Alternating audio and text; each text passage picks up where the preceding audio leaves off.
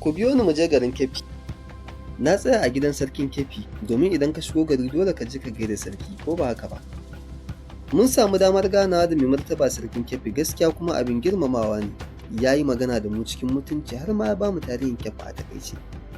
Da na so in ɗauki hoto amma sai aka ce min babu hoto, mai martaba bai sanya cikakken kayan sarauta ba. Na girmama wannan umarni. Daga nan muka wuce kai tsaye zuwa wajen wasa.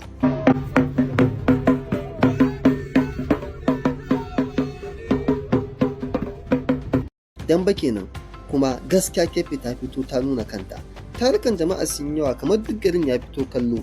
Daga yara har manya, kowa ya taru ƙarƙashin rana, ana tafi, ana kaɗa gangi, ana ihu. Na gargajiya, bin iyaye da kakanni, muna yin ta, akwai bambarbata ba. Idan baka san dambe ba, dambe irin tsohon wasan dambe ne na Hausa, ana ɗaure ɗaya daga cikin hannaye sosai, ɗayan kuma a bar shi don kariya. Manufar ita ce ka kifar da abokin wasan ka ƙasa.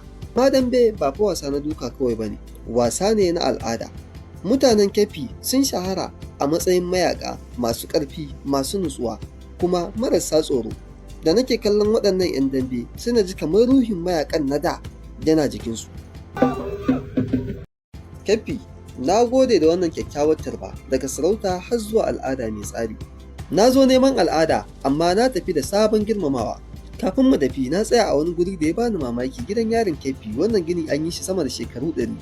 Ka yi tunanin irin mutanen da aka kulle a ciki. Sai mun haɗu a bidiyo na gaba, kafin nan ka yi sharing domin kowa ya amfana.